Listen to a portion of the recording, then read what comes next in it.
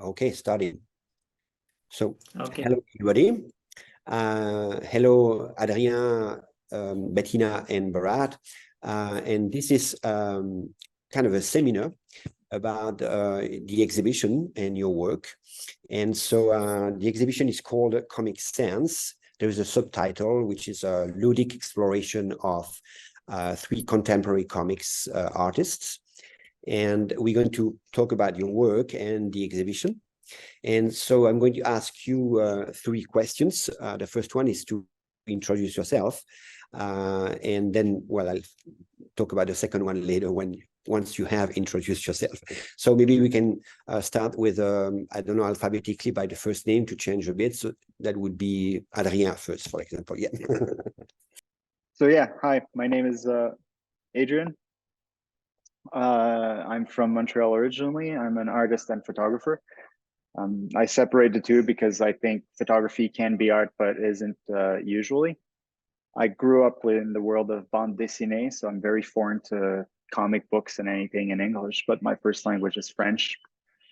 So the book I did for this project came out of what I knew and then what I've learned later. I drew it first, but that's nothing that anyone should see. I storyboarded it and treated it like a movie, except with still images instead of a video. And that's how I ended up joining you guys as other artists in this show. Okay, thank you. I mean, could you tell us more about not the work that is exhibited, but because we're going to talk about it later, but about more like generally other works that you have done up to now? Yeah, absolutely. I studied photography, I think, a little bit over 15 years ago. My first job was at the Toronto Star, so I was a photojournalist at first. I did an internship in Australia.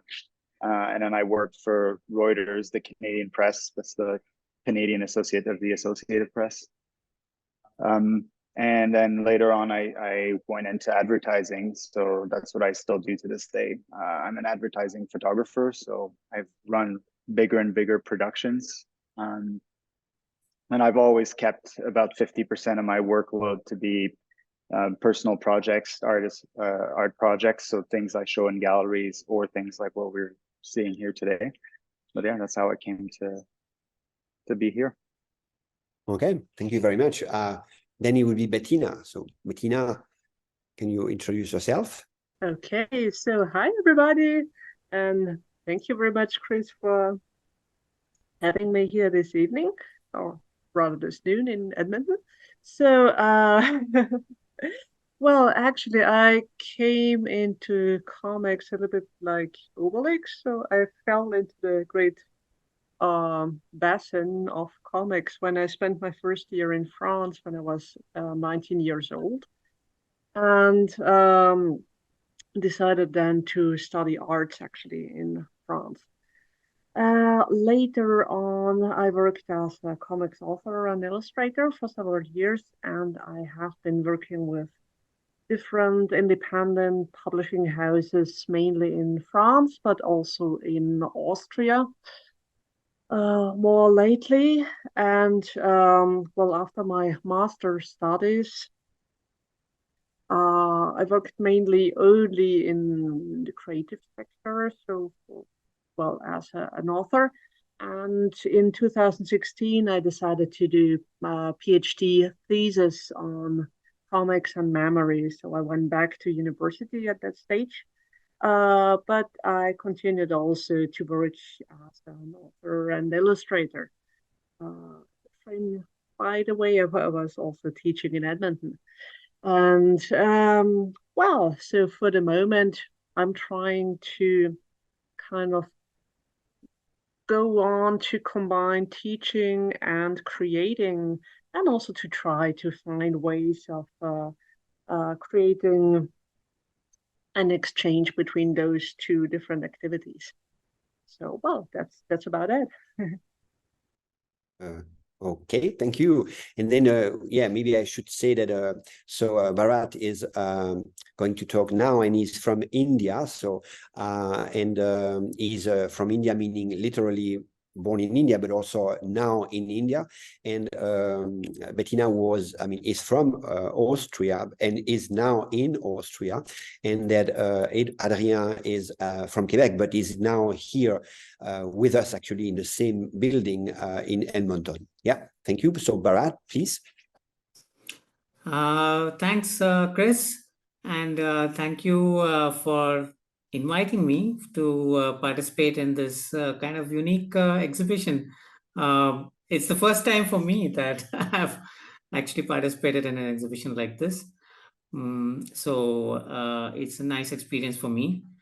So thank you for that.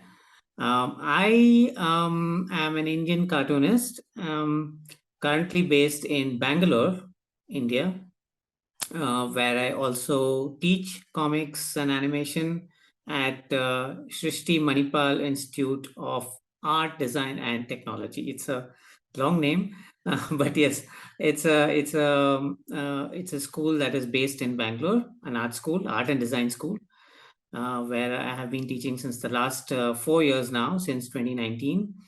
Prior to that, I taught filmmaking at the Film and Television Institute of India in Pune. So I have been teaching for about 10 years now, and also doing comics on the side and making. I started with making films actually, and my background in my education has been in painting and in filmmaking. So it's two kinds of visual art, but which I don't practice so much.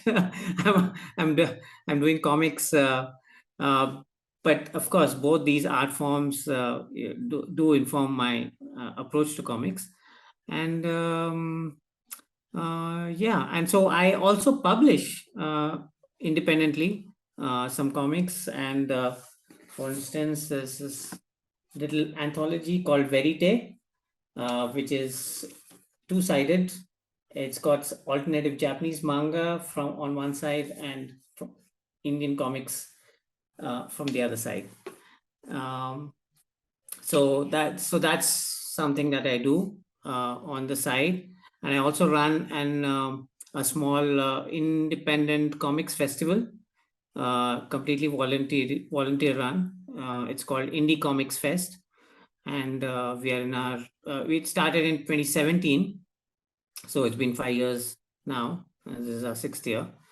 So I try to do as many things as I can in terms of trying to develop comics culture and expand the comics readership in India, both on the publishing side and on the reading side. So yeah. Thank you very much. And people who are going to listen to this seminar can see already that it's very diverse, right? It's diverse in many different ways, but let's emphasize the aesthetic way, or the media way, where you can see that you have photography, cinema, and comics and painting. So it's like 4 different medias with different histories and traditions and methodologies, etc. And so now what I would like you actually to talk about, because that's one of the points that I wanted to show in this exhibition, is that there are 3 different comics coming from 3 different traditions, but also 3 different, using different medias to some extent, right? So what I would like now you to do, let's keep the same order, is Adrien, for example, first to tell about the work that is exhibited here. What do you want to say? How would you explain your work, or what you would like people to remember or to understand or to avoid saying about your work? Yeah, it's good you pointed out this different medium, because I've realized that comic book made out of photography is unusual. There's a bit of history of that, which I was unaware when I made mine, and it's probably for the best, because photography, when it was used as an economy of means. So it was meant to be done faster than if you had to paint or draw or do anything like this. And that's definitely not my approach to photography. I see it as the photography is kind of a medium for lazy people because you start by just showing everything that's in front of you. So if you take a photo of something, the camera doesn't lie and just shows you everything. Whereas if you were to draw or to paint, you start with a blank canvas and everything has to be put in intentionally. So if there's the image of me right now, like these spotlights and all this noise around me, if someone was to draw it, you'd have to imagine they wouldn't draw it unless they meant to do it. Whereas 99% of photography is just incidental. It was thoughtless. I tried to reverse that. In my photography, there's really nothing that's out of place, and that takes a lot of work, a lot of production. So that's about my medium, but really what I'd like to do is for people to read the book as if it was a normal bande dessinée, to not have any preconceived idea or prejudice about photography. It's just a highly realistic rendering because of my medium. But it's no different than if I was to draw or paint it. It's just the medium that, it's the language that I know how to speak. It's the tool that I know how to use best. So yeah, that's that.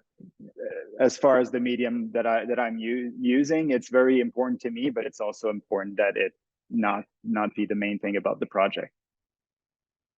And could you elaborate a little bit on how you did it? I mean, so you said yourself that you actually didn't know that it existed, and just also for the audience, I mean, you do have a what is called photo novel tradition, which is now, I mean, almost dead, and that has been resurrected to some extent by some avant-garde or modernist artists in the 80s, already 70s, I think, 90s, but you know, extremely rare nowadays, and most of the time in black and white, by the way, for most of them. And your work is in some ways not a continuation of that, but rather a continuation of the comics tradition, but by using another medium, right? So can you elaborate a little bit on that? Okay, so yeah, absolutely. I think what I've learned since making this is the tradition of photo novels, but that world is, again, it's photography done to cut corners, to make it fast. You could do a book in a weekend instead of a year if you were to draw it. The way I've done it, it was all written and drawn the same way a bande dessinée would be. I have storyboards, so I see it more as the production of a movie, except in stills. And the reason no one's done that before is because it's cost prohibitive. The production cost for my book was low for what if there was a movie. So it was about the quarter of what it would have been to shoot it as a movie. But that's like 10 times the advance you'd get for a well-known bande dessinée artist, let alone one that's doing one for the first time. So I can totally understand why it hasn't been done before. And when I say hasn't been done before, it's no slight to the photo novels that are out there, but none of them have been done by actual photographers. No one's knocked on the door of Annie Leibovitz to say, hey, can you shoot the script that I've written? The way in the world of comics and bande dessinée, you have actual artists making them. You don't have someone deciding that the first time they're going to draw is going to be a published book. So I fully understand the landscape, but that's the main difference. So when I say hasn't been done before, that's what I mean by like someone who can use the tool proficiently, or like that's their main way of making a living, as opposed to someone who just decided to pick up a camera. Absolutely, and this is also why I found your comics with quotation marks here. I mean, very interesting, because it's a triangulation to some extent of a because your story is about art, right? It's about painting, right? I mean, the content of the story is a story about painting and galleries, and so in some ways, I mean, it emphasizes also very much. I mean, the medium itself. I mean, it's using photography, which is unusual for comics. So already there is something specific that brings attention to the form rather than the content, and then the story is about art, so it's kind of also self-reflexive, right? So that's what I found very fascinating about your work. So Bettina, the same. I mean, could you talk about the work that is exhibited here, for example, specifically? Okay, So Aramos was, well, I began to work on that comic in 2019 when in the frame of a project together with a team of archaeologists from Innsbruck, Austria. So we first met and discussed the project. And one important decision which we took together from the very beginning was that I wouldn't dig too much into documentation prior to going to Armenia, and that we would favor discovering on the spot how archaeological fieldwork is functioning, actually. So that was quite an important decision right from the start. I went with them to Armenia for, well, 1 week, which was very intense. And I was supposed to go back with them 1 year later, but unfortunately, due to COVID-19, it didn't happen. So I just had to get along with the material which I gathered during that week, and with additional conversations which I had with, well, in particular, uh, the one archaeologist who was the chief of the project and who still is, actually. So during this week in Armenia, I accompanied the team of archaeologists on the field and try to really, well, like old school documentation, right? To observe how they are working, what is going on, and do sketches on the spot. So, and in a more global fashion, I am, well, really rather attached to old school drawing, meaning on paper with pens and ink and uh, color pencils and watercolors and so on. And also, as a second point, those sketches and more globally my sketchbooks, which I'm keeping uh, continually, also, well, also today, an important space of experimentation for me, and of, well, of trying different styles, and also, which is a bit, which I see as, well, of course, linked to the comics pages which are going to be made out of that or stemming out of that, but also as an independent practice with a bit more freedom, and without that necessity of putting everything into, well, into small boxes, as so to speak. So, well, after that, I started to work on the story in itself, and working also, well, on how to, well, what I was actually most interested in as an artist, and was to find a common ground with what those archaeologists were doing. So, meaning the approach of those archaeologists was also in a way a kind of old school approach. They are still digging with, well, manually, and also doing drawings in the evening manually, learning how to observe the object got out of the ground and so on. So that already was an important common ground, meaning the materiality of those objects, which informs the drawing practice, and more globally, the knowledge which stems from materiality. And I think that is really one of the most important points which I wanted to focus on in different ways. And also for those, what I found really most interesting was that those archaeologists, well, the two, well, Walter, who is the chief of the project, is working on the tension between knowledge which stems from material objects versus knowledge which stems from written documentation and from written sources. So that too is a tension which translates or resonates with the comics form, I think. And so that were really two quite important points for me.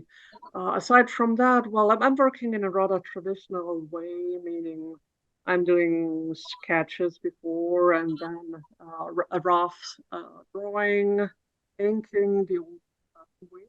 And for that comic, my partner William colored computer. So adding that later on. Yeah, and the whole thing was really elaborated in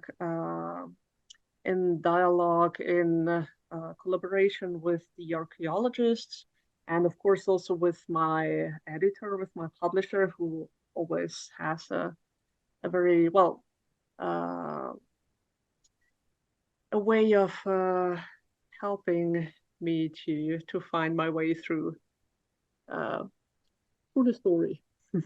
Very good, yeah. And what I like also in your own work, I mean, is something that is present in the three works, but maybe more obvious, more explicit in yours. I mean, which is humor. I mean, because you're talking about something that is not especially funny, and there is an issue with comics, right? Because comics are thought as something, you know, it's in the word, right? Comics is also related to comical. I mean, that's the meaning of the word, or the origin of the word. But of course, we don't want especially to connect directly to only that tradition. But for sure, in yours, that is talking about something contrary to some movies that are showing archaeology as something like an adventure with a lot of humor.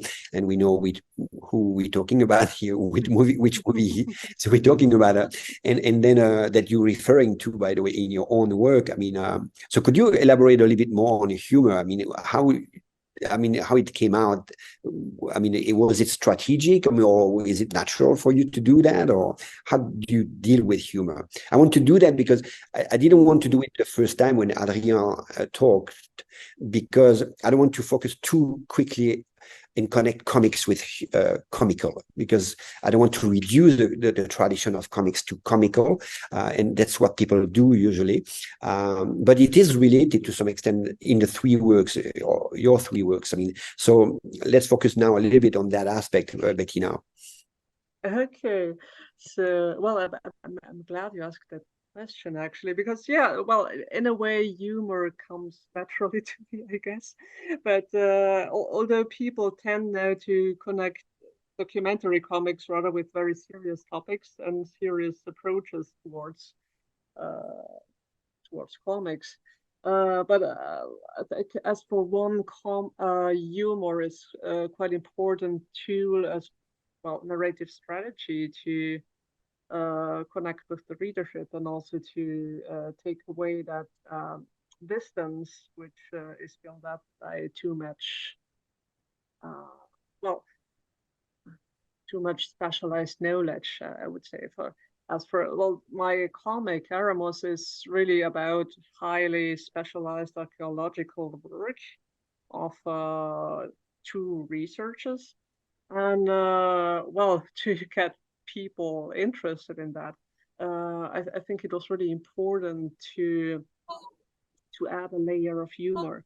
And also, well, I think part of the, well, I'm not sure if you can, but at least part of the irony really comes from my own position as a person who wasn't so much aware of what was happening actually in the on the field. And now that with some distance, I think back of that, is for one, well, I think it was kind of really, well, a difficult, well, not difficult. We just decided that, but it was a good move to step into that position of ignorance and of somebody who is discovering archaeology on the spot. Although that put me a little bit in the position of vulnerability. And on the other hand, the archaeologists I worked with I'm really grateful that they accepted to work with me, because now that some time has passed and that I'm working for a project, I really realized that it takes a lot of courage in a way, and a lot of self irony also to accept to do that kind of project and to get exposed as a comics figure.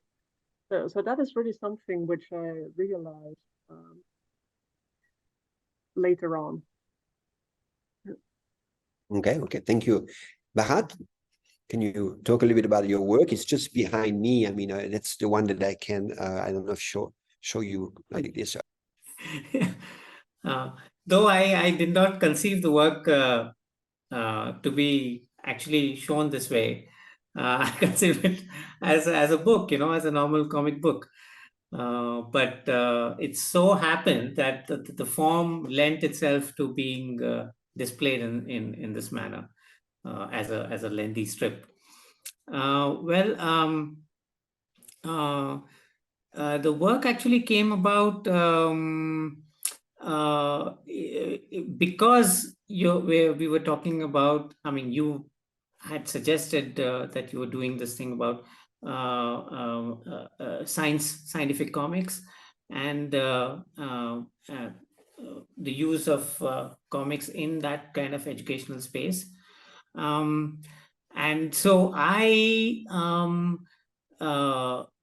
at some point was actually thinking, in fact, I had a conversation with Bettina when I first met her at a comics event in Delhi, of doing something related to the Large Hadron Collider in Geneva, in Switzerland, because because I was fascinated by this whole experiment about subatomic particles and going smaller and smaller and smaller. And so what is the essence of matter, and on the other side there is this essence of the mind, and that there's a whole tradition in Indian philosophical thinking about speculating on the nature of mind and those ideas.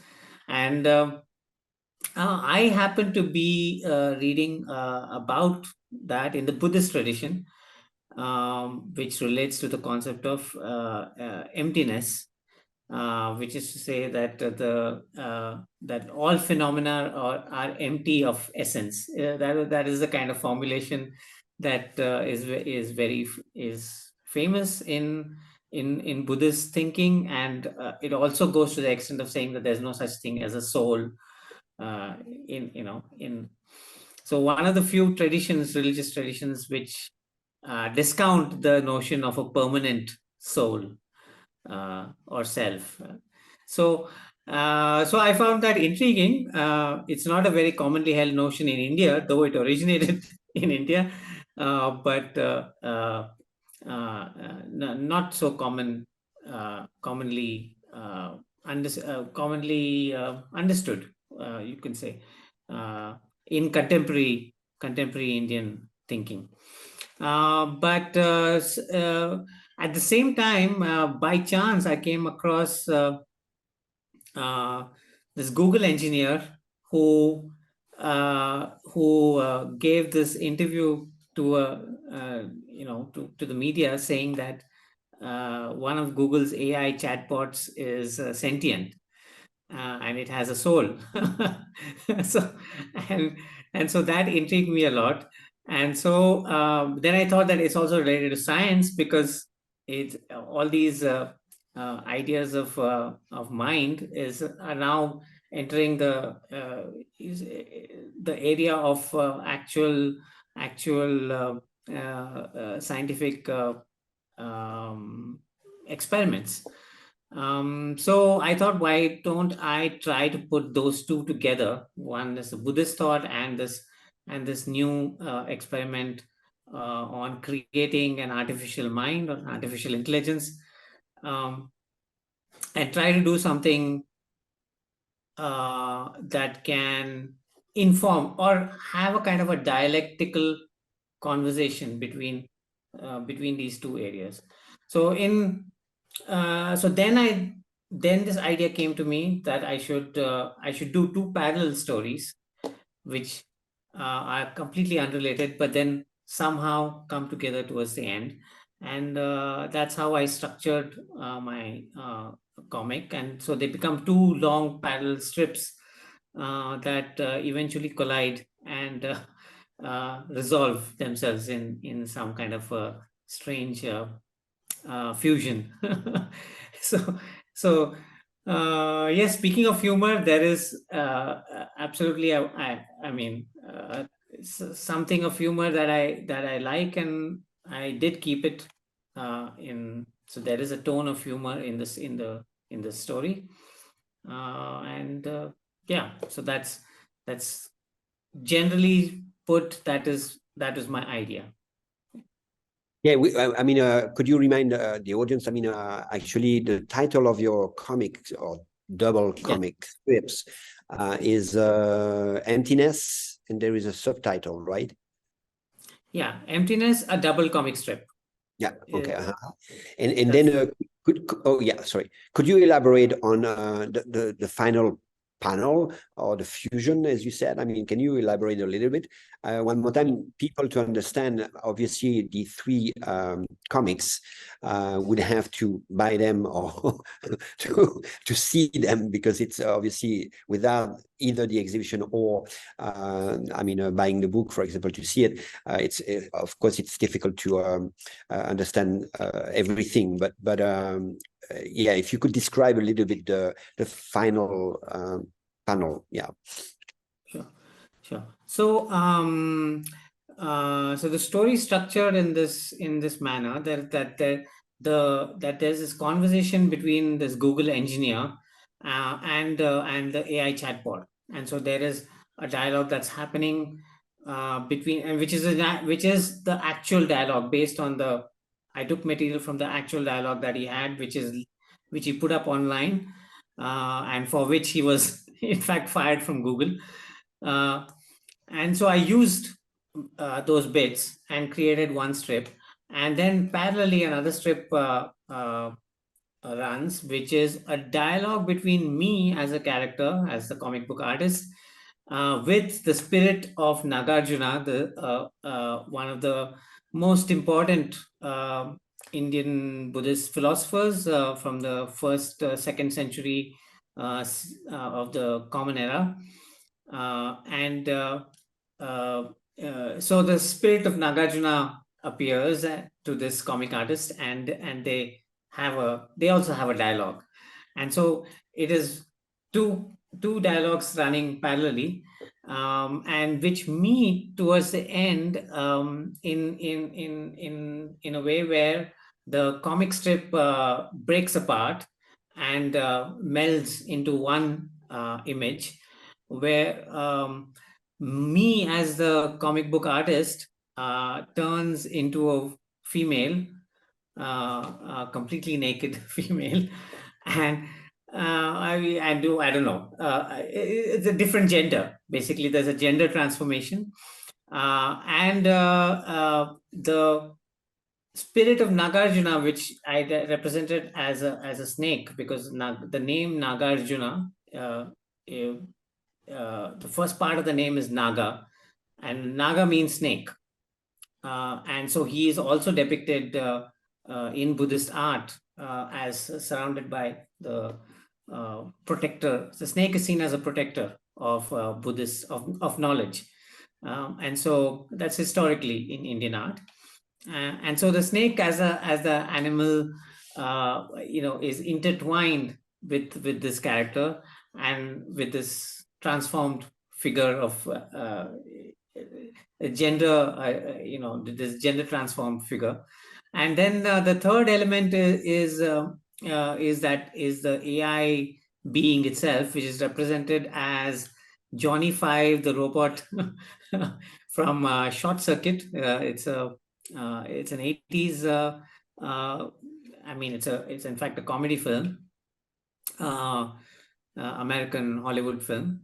And so Johnny 5, the robot, is embracing this man, woman, gender mixed human being, and then there is the animal.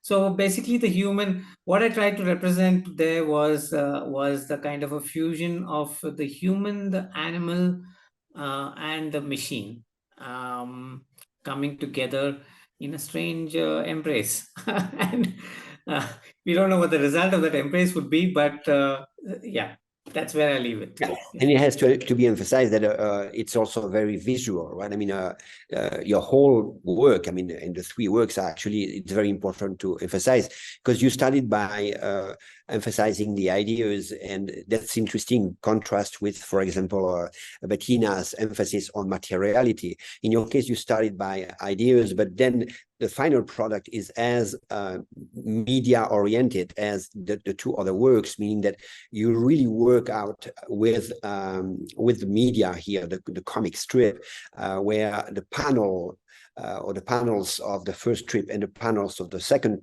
strip are mixed, and so it's very visual in that way, and so it's not only ideal, meaning coming from ideas, but also it's very artistic and visual in that sense. So it has to be said also, right?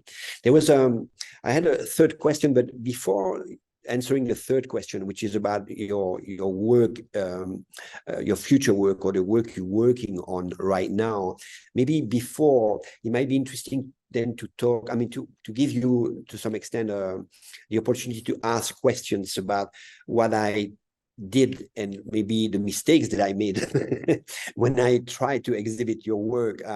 Hopefully not too many, but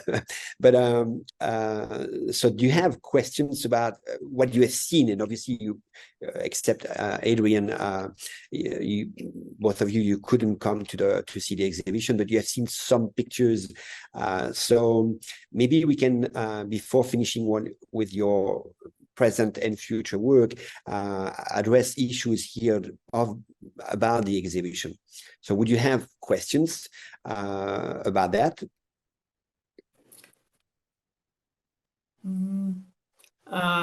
The only question I would have is, so you took printouts of the, you took prints of the artwork, is it? Yes, correct. Yes. Mm-hmm. And did you have any particular size in mind in terms of viewing? Was that a consideration in terms of? Yeah. No, it's a very good question, actually. It's because it's part of the issue of how to exhibit a comics, right? I mean, my exhibition is about two things, right? Exhibiting three contemporary artists, comics artists, and at the same time, the questions about how can you exhibit a comic book or comics in general. Comics are not paintings, comics are not movies, so you cannot exhibit comics the same way you exhibits, for example, paintings, right?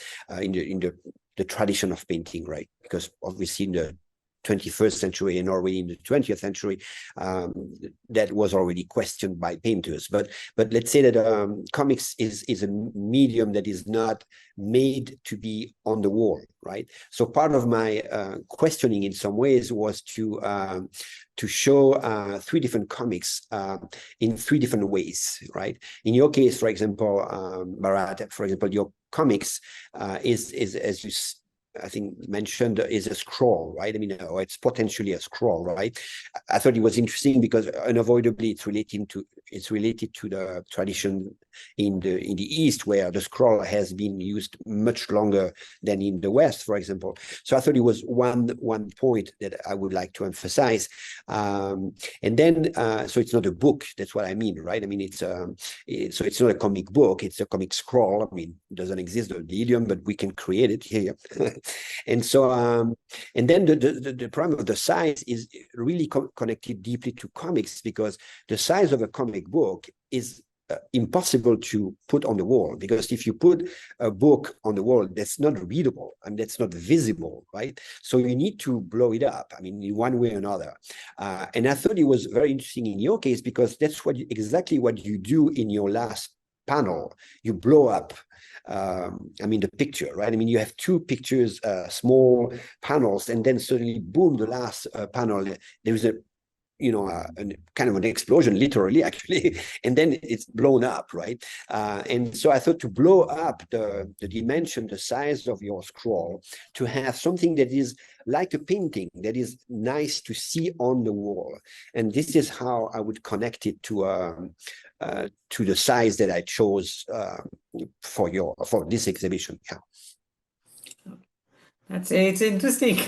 I mean, I never intended it to be this way, but it's somehow my background in painting has infiltrated. Exactly. Yeah, yeah. So that's nice. Nice to arrive at something like this. Yeah. Good, good. Bettina, I think you have seen some pictures, right? Yeah. I've seen some pictures, and what I really like about your way, almost this activator is this down to the ground approach. I really like that. I think it kind of leads back to how it all started, and yeah, and that kind of, well, I already said that, but the materiality that is so important for the whole project. That being said, I was a little bit intrigued by Tintin as a reference there. The Tintin Yeah. reference?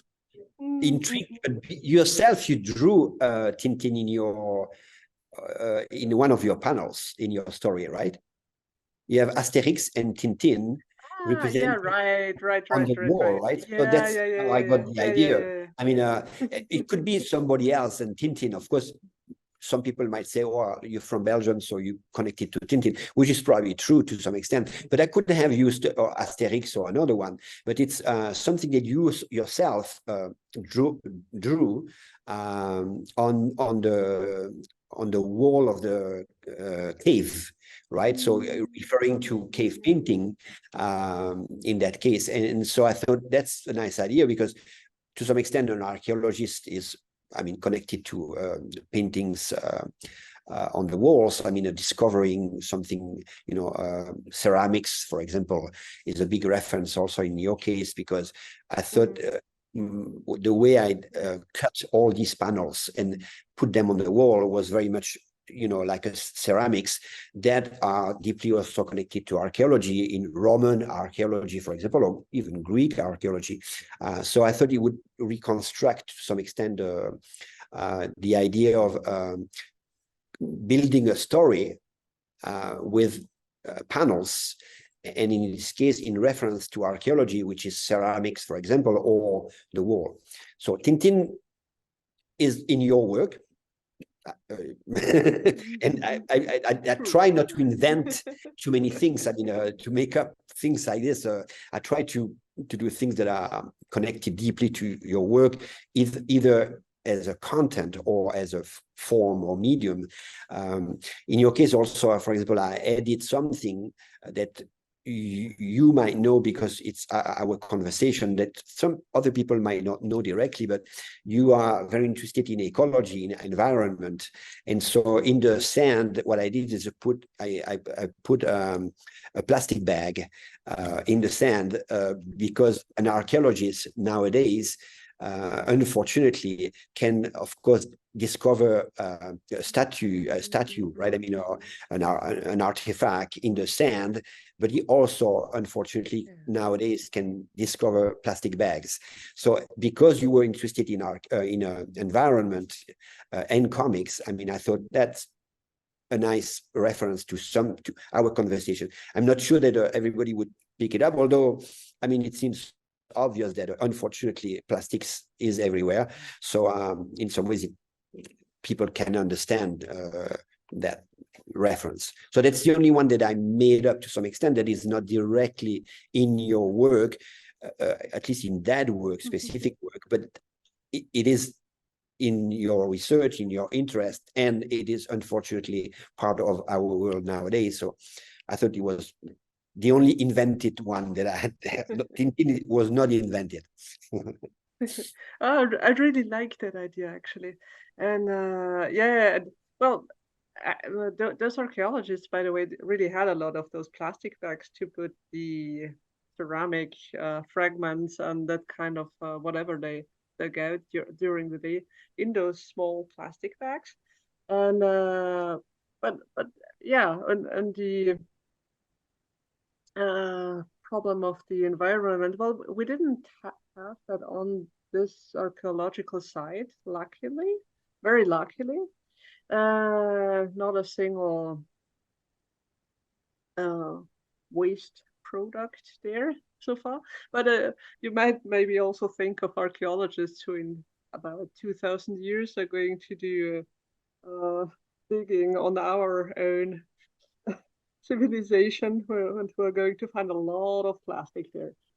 Yeah, and that's why the Tintin, the box, is also next to the plastic bag, is a reference also to the future. In fact, in 100 years or 200 years, I mean, archaeologists might discover, you know, a box with Tintin and a plastic bag next to it, and then try to reconstruct, to build stories about us now, and say, to try to guess what was, you know, that way of living at that time. What is this box? Who is Tintin? Who is this? What is this plastic bag there, etc. So in some ways there is a dialogue between archaeology and what is going to happen in history to some extent, right? Yeah. So Adrien, actually, I can see behind you that you changed how to say this, the painting by Rothko. And to be frank with you, it's okay with me, but I did it on purpose. It was horizontal on purpose, because on the painting you had also the book, Create Your Own Comic Book, right? And the Create Your Own Comic Book was I mean, how to say this? I mean, it was put in a way that you had to move your head like this. I mean, to see the painting in the same, I mean, way. So I don't know if people can see behind you, Adrien, the painting. But so yeah, so that you changed it and you put it back in the correct way, although I read not a long time ago that some museums, actually, at least one museum, didn't know how to how to put it, and for years actually put it the wrong way. They discovered recently that they had put for many years an abstract painting in the wrong way on the wall, that not the way it was intended by the painter. So it was pretty amazing. So yeah, I mean, and that's a way to introduce I mean, your question to some extent to the exhibition. So one more time, as Tintin was not invented, the painting that I put behind, the way I put it horizontally instead of vertically, was not invented either. It was created, not invented.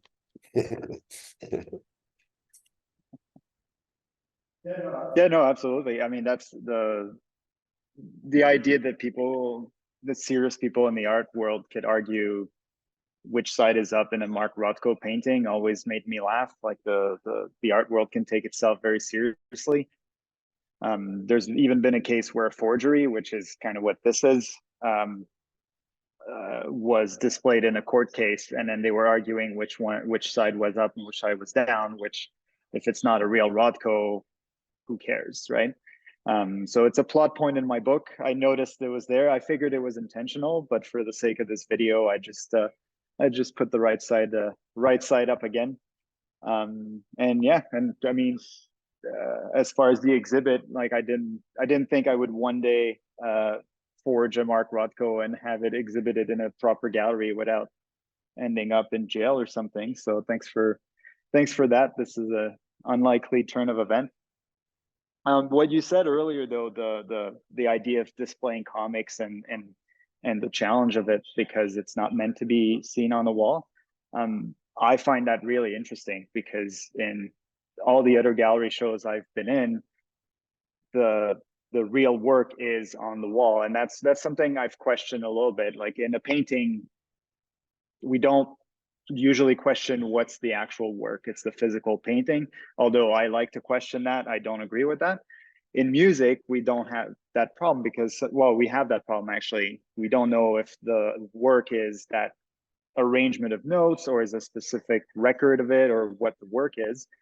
But in the visual arts, there's usually that idea that what's on the wall in the gallery is the definitive version of the work. And in my previous gallery shows, the way that we quantify success is usually by how the prices go up, right? So the more successful I've become, the more I've been pricing out people, and that's good to some extent, but it's not very democratic. So what I like about this show is that what's on the wall is worthless. It's copies of the work, it's not the work, right? And the work itself is in the gift shop. Anyone with 25 bucks can get the book and read it, and that's the main use of it. So the exhibit becomes secondary instead of the primary version of the work. And for the cards and everything you've written about my work, I mean, I feel almost naked. You've got 95% of it bang on what I was trying to do. So right. It's so right that I would feel impolite to talk about the 5% that's either uncovered or maybe not right. I mean, I'm honored that someone's read it so thoroughly, and it's really cool to see the book exhibited that way and with two other great artists. So I'm happy with how this looks, and I'm fortunate that I can see it in person. So yeah, thank you for that. And in your case, I mean, could you specifically address the issue of how the two hands are shown? Just for one more time, the audience who not necessarily is going to see the exhibition, now they can see it just behind you on top of your head, right? I mean, can you address or talk a little bit about it? Yeah, this is one of the many ads in the book. So I'm in advertising, and unlike other artists who've done advertising, I actually like advertising. I don't see it as a stepping stone.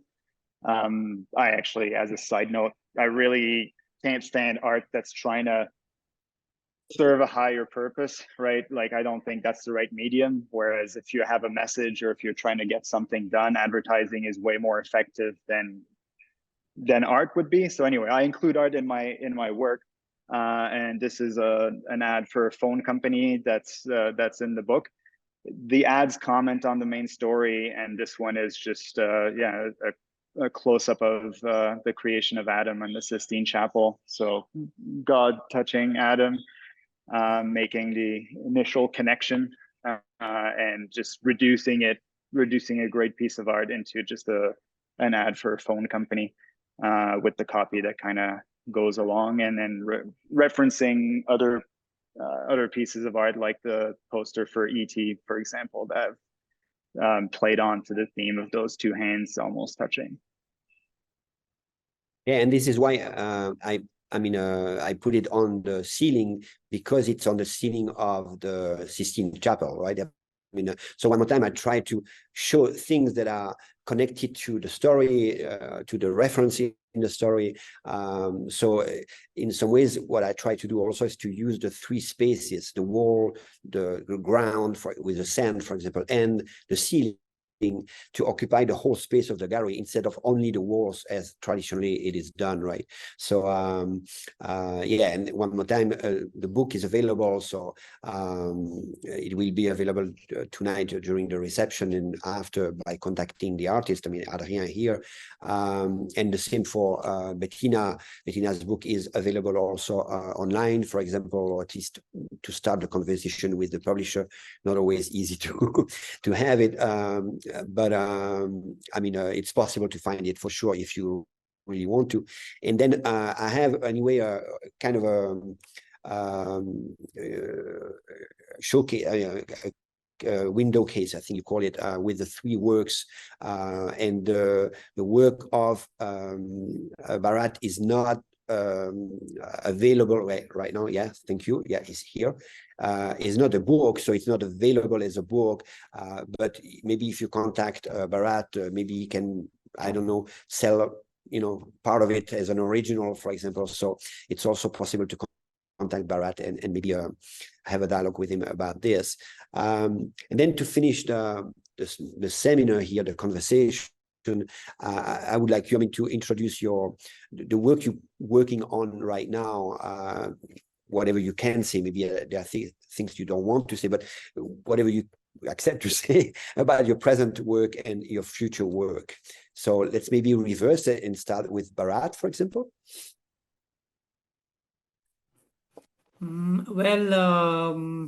I'm working on a few things. One of them is an adaptation of a short story by Rabindranath Tagore, who is one of the big giant intellectual figures, Indian figures from the 20th century, a poet and an intellectual and a thinker.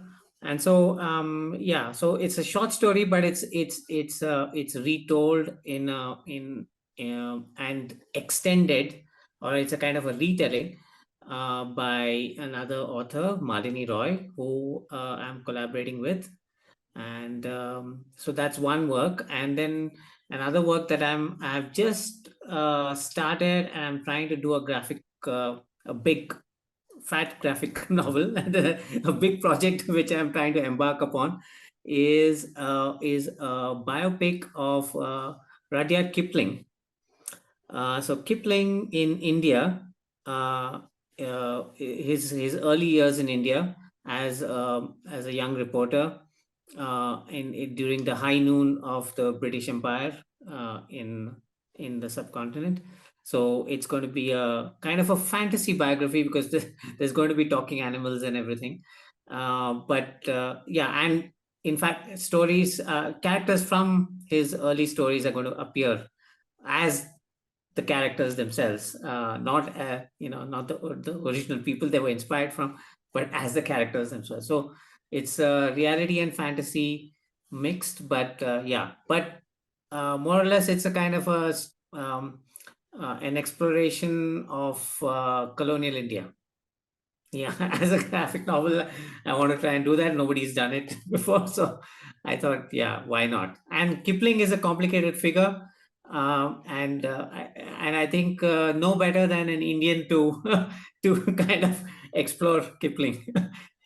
Yeah, so The Burden of the White Man is the author of The Burden of the White Man, right? So a lot of things to say about the colonial period.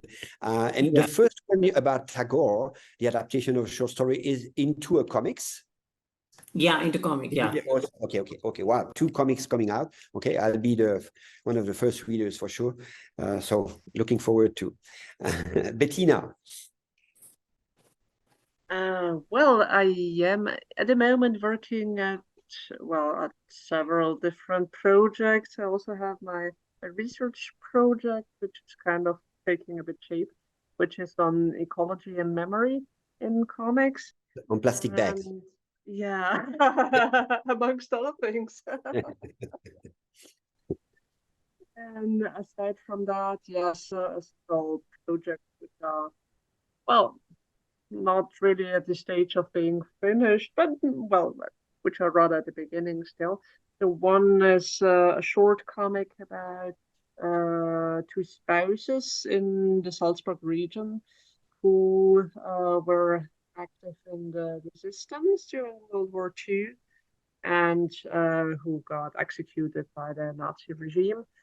So that would be about their life and more globally about different ways of resisting the Nazi regime, because they are not very well known, but still, even if they are not known for any heroic, with a lot of quotation marks, actions, but still they got shot for just transiting an escaped prisoner from A to B. So that's kind of that is a project for the region of Salzburg. And otherwise, I am still working in but it's really a work in progress, which is going to take so much time. I am planning to adapt a folk story, an epic folk story from northern Italy, which is about an alliance between humans and marmots. And it is one of the very few folk stories which have a real, well, feminist layer to it, actually, which got completely, which fell completely into, well, not oblivion, but which was obscured during the transmission of the story, but which is still, which you can still feel through the different rewritings of that story. So, but that is really kind of work in progress. Wow, thank you very much. Looking forward to also, and I'm sure the audience is also looking forward to it. I mean, both of you are apparently very political to some extent, right? I mean, a return to very sensitive issues, and then Adrien. Well, me in the comics world, I'm working on a script and a storyboard of another bande photographiée, but that'll probably depend on the success I have publishing this one, because the script and storyboard, it just involves me, pen and paper, but the actual production of it involves a lot of people, a lot of time, a lot of resources. So we'll see what happens on that front. On the exhibit fronts, I have one coming up in March, and I'm currently working on adaptations of paintings into photography. I don't like when people call them recreations, because I see them as just, you know, playing the symphony my own way. I don't hold it against the artists that they were born way before me. I don't think it's my fault that I arrived after. So if Michelangelo did it earlier, then I did it better. I don't think one is one is the fault of the other. One that I'm working on now is Roy Lichtenstein. So someone that, you know, if we're talking comics in an art gallery, he can definitely not be ignored. So that's a great artist where I just make his especially his comic characters, but other of his paintings into realistic versions of themselves. So the idea is that in the 60s, the world was a little bit bleak, and we needed some distractions. So realism was something that was maybe not desirable. Even though people like to be miserable, I feel like the world's still never been as good as it is today generally. Like, not today, but, you know, like the 2000s. And so I don't think we need an escape from reality. We need to be brought back to reality. So realistic adaptations of things that are a little bit more abstract or less figurative is what interests me now and what I'm exhibiting. Yeah, thank you. Thank you to the three of you. I think it's almost 1:15, so it's a good hour. And I think it was really very interesting. I mean, we're going to put this recording in online, and then people will be able to see, I mean, what you're doing, and so maybe also help you to some extent with encouraging you because they're going to like what you do, I'm sure. And then also buy your products, because that's the way you live and it's needed also. So let's not be afraid of saying it. I mean, it's necessary. And so I would encourage everybody to to see obviously this video, and then to go to read the work of the three of you. Really, thank you very much, and I'll certainly just see the three of you in the next future in another exhibition or a festival or whatever event. Thank you very much.